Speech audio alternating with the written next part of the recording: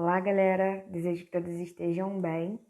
Bom, nessa videoaula eu vou realizar a correção dos exercícios da unidade 2, que trabalha sobre os aspectos econômicos do continente europeu, tá?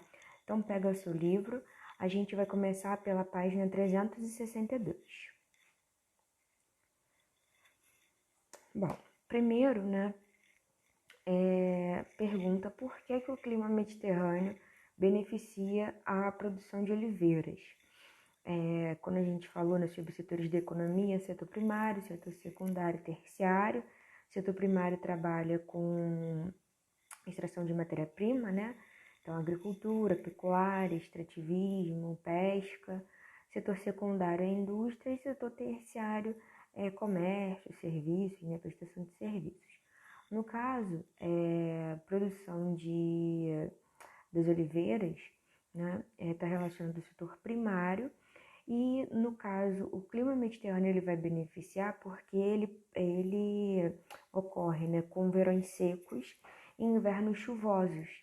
E tem uma boa iluminação do sol, né, em função do posicionamento geográfico da região, durante o ano todo. Então, isso vai favorecer o crescimento desse tipo de espécie, tá? São características que favorecem o verão mais seco, né, o inverno mais chuvoso e a boa iluminação ao longo do ano. Vamos para 2. Quais são os principais recursos minerais encontrados no território europeu? Ferro, carvão, gás natural e petróleo. Tá? Ferro, carvão mineral, né? É sempre bom a gente fazer essa distinção. Carvão mineral, petróleo e gás natural. Ainda na página 362, agora número 3. Explique os motivos que ocasionaram a diminuição da oferta da mão de obra de trabalho das indústrias em alguns países europeus. Utilização de tecnologia, né, gente? A diminuição dos postos está relacionada ao uso da tecnologia, a substituição do homem pela máquina. Isso vai interferir muito, né, porque as pessoas, né, vão ficar desempregadas. E um outro fator é a questão da transferência das empresas.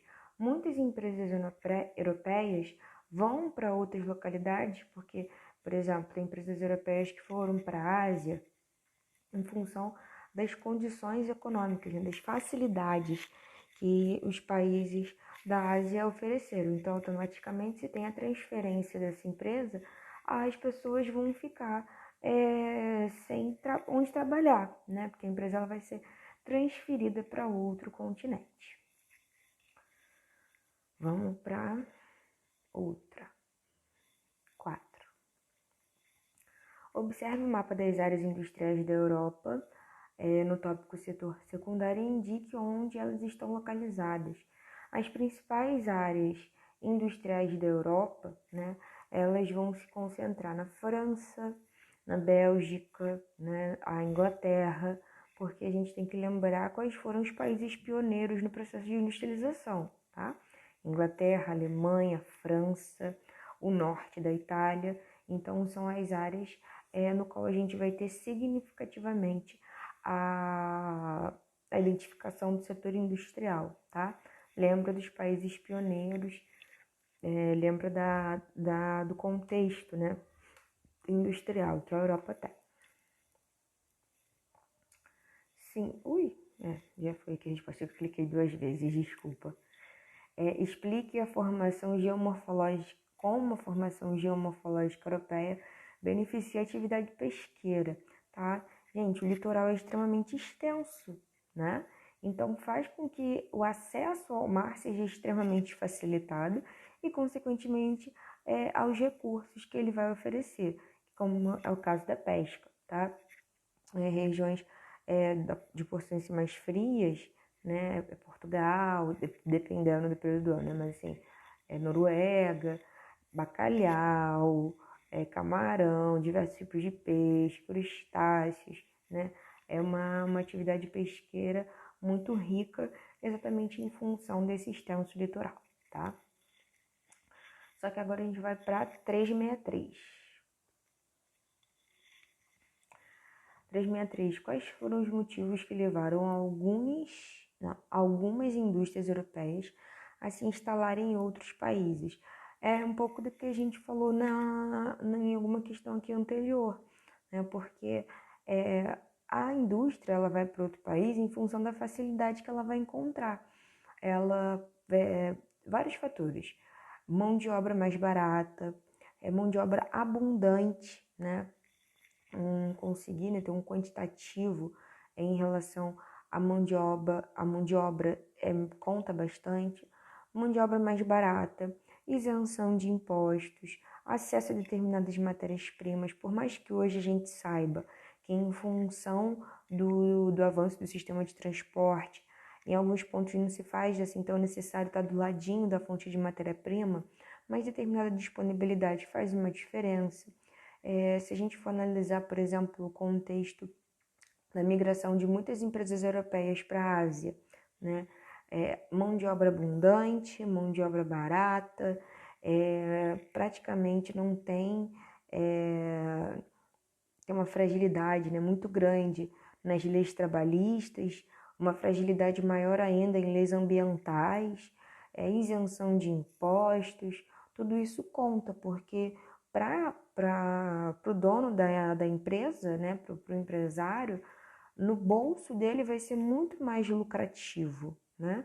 Então, por isso que existe essa migração de muitas empresas europeias para outros continentes, tá?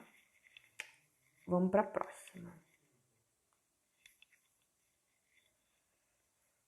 Calma aí.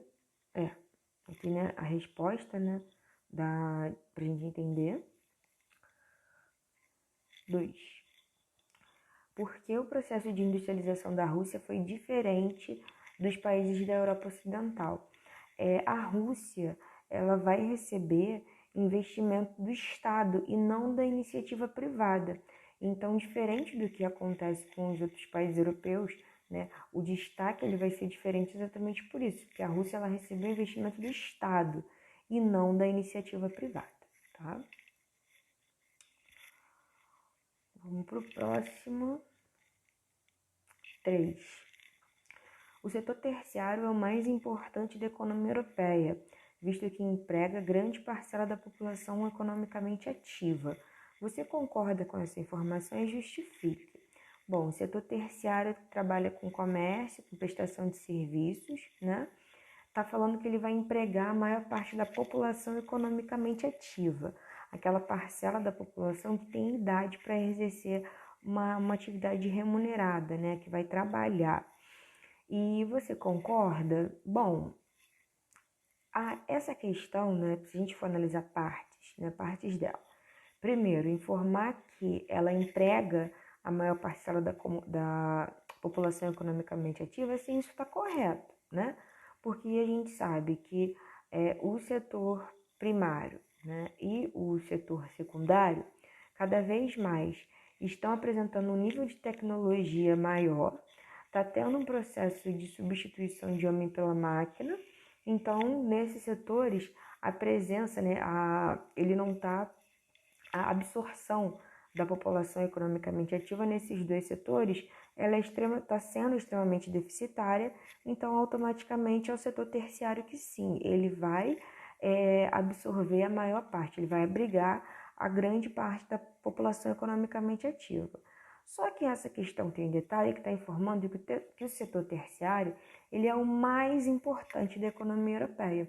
E é aí que a gente encontra a questão. Porque não existe um setor que seja mais importante do que o outro. Os 3 setores da economia, eles são importantes em igual patamar. Eles são importantes na mesma parcela, tá? Os 3 são importantes, setor primário, secundário e terciário. Vou dar um exemplo, tá? Minha blusa aqui, eu vou dar um exemplo, blusa de algodão. Como que o algodão é feito? Tem lá a plantação do algodão, tem a extração do algodão. Quem faz a extração do algodão, dessa matéria-prima, é o setor primário. O setor secundário vai pegar essa matéria-prima, vai trabalhar ela por meio de máquinas, vai fazer a linha, vai produzir a blusa. setor secundário. Então, teve ação do primário, teve ação do secundário. O terciário vai pegar essa blusa e vai fazer com que ela seja vendida.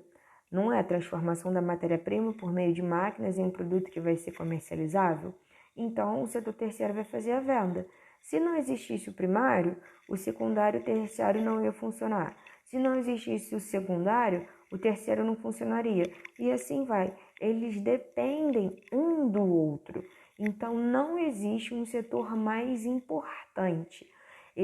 O que pode existir em alguns países é que determinado setor ele vai ser mais desenvolvido.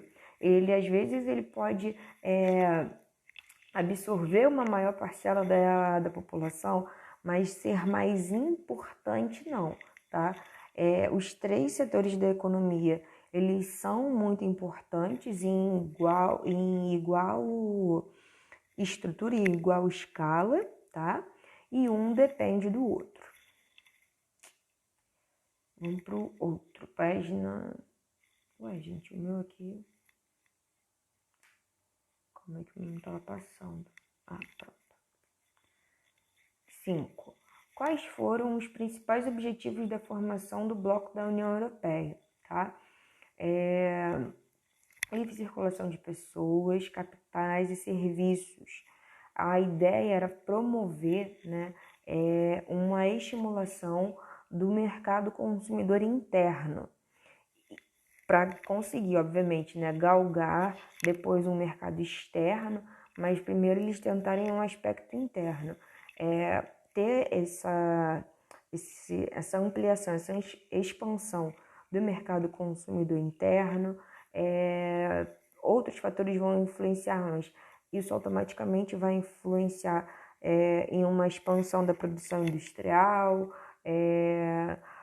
expansão de diversos setores econômicos, né, fazendo com que haja uma... bateria. Fazendo com que haja essa livre circulação, né? E porque, imagina, estou na França, tá? Quero ir para a Itália.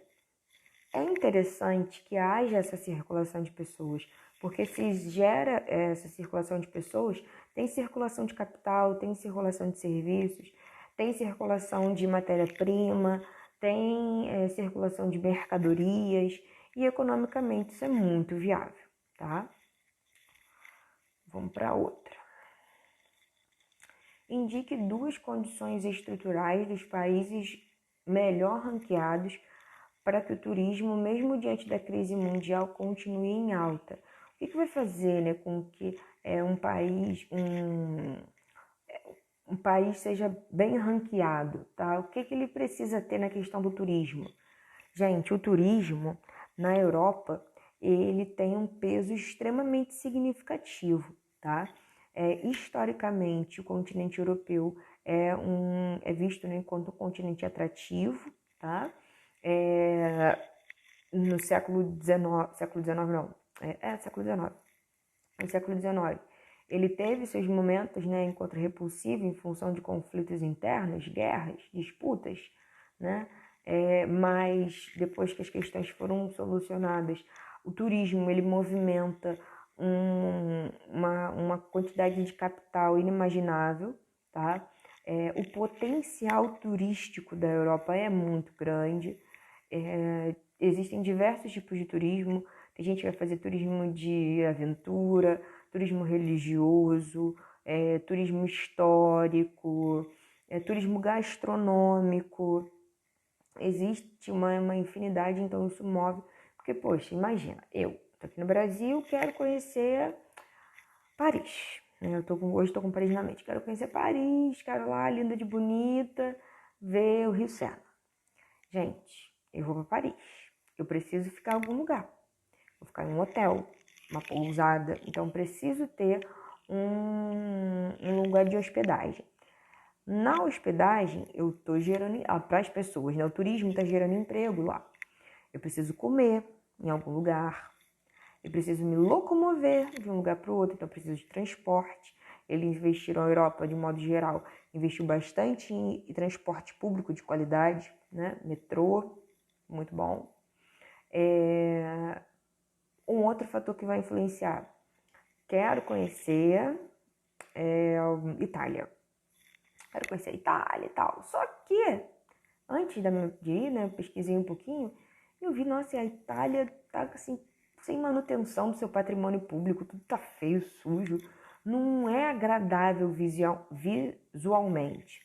Então, para que eu vou lá? Não me gera interesse. Então, o que vai fazer com que um país seja bem ranqueado, né, condições estruturais em relação ao turismo, vai ser boa rede de hotéis, uma boa rede no qual eu possa me hospedar, restaurantes, transporte de qualidade, manutenção de patrimônio público, tá? O fator da segurança também conta bastante, porque tem que mostrar assim, a pessoa vai por quê? O que vai ser, como que ela vai ser atraída, o que é interessante para ela, tá? Vamos pro outro. B. Selecione duas condições sociais que reduzem as chances de sucesso desse setor nos países não ranqueados no cartograma. Então, o que acontece, né? Por que existem países que não são ranqueados? Gente, o oposto do que eu falei lá. São os países mais pobres. Eles são países com baixa renda per capita. São países que não têm condições de investir em hotel, em infraestrutura de modo geral, violência lá em cima. Para que eu vou num país onde os índices de criminalidade e de violência são altíssimos? Para eu morrer? Não vou, né? Então, fatores que influenciam muito para que os índices, né, de turismo sejam baixíssimos, né? Então, aqui, ó, os países, né, que não foram mencionados são os países mais pobres, problemas extremos em relação à falta de infraestrutura, altíssimos índices de violência, tem baixa renda per capita, então, obviamente, não vai ter esse desenvolvimento turístico, né? Agora vai para 365. Apresente duas razões que expliquem a grande magnitude do comércio interno europeu. Gente, isso está relacionado ao poder de compra, tá? A partir do momento que a pessoa tem poder de compra, existe uma facilidade de você escoar mercadoria, você tem uma infraestrutura de transportes que possibilita com que esse mercado consumidor cresça, você tem acordos econômicos que vão apresentar facilidades em relação ao valor final. Então, obviamente, isso tudo vai crescer muito o mercado consumidor interno, tá? Isso conta pra caramba. Vamos pra próxima. Peraí, gente. Tá. Em um texto, defina o que são blocos econômicos, explicite as razões para sua criação e exemplifique com dois blocos atuais localizados geograficamente, tá? Então, aqui, primeiro eu coloquei, né, que os blocos econômicos vão ser uma associação, tá? O objetivo sempre vai ser aspectos de fortalecimento da economia. Esse fortalecimento da economia ele pode se dar por trocas comerciais, redução ou eliminação de tarifas alfandegárias. A gente pode colocar, por exemplo, a questão de livre circulação de comércio, pessoas e serviços. Né? Nem todo bloco econômico tem essas características, mas dependendo do contexto influencia, a gente pode encontrar isso em alguns blocos. Exemplo, né, de dois blocos econômicos, a União Europeia e a NAFTA. E onde que eles estão? A União Europeia são 28 países do continente europeu e a NAFTA é formada pelos países pertencentes à porção da América do Norte, tá? E a última aqui para fechar, né, a 367, sobre a aprovação do referendo da saída do Reino Unido da União Europeia, o que está correto, tá? Então, o que aconteceu, né, tem um textinho que está falando sobre esse Brexit e fala que vai implicar na saída do Reino Unido da zona do euro e a readoção da libra esterlina como moeda. Não. Foi decorrente dos sentimentos xenofóbicos aprofundados pelo desmonte do estado de bem-estar social? Com certeza, tá, gente? Um grande problema é esse, a xenofobia. Xenofobia é aquela aversão ao estrangeiro. Então, teve um momento no qual a Europa ela esteve muito período pós-guerra, né?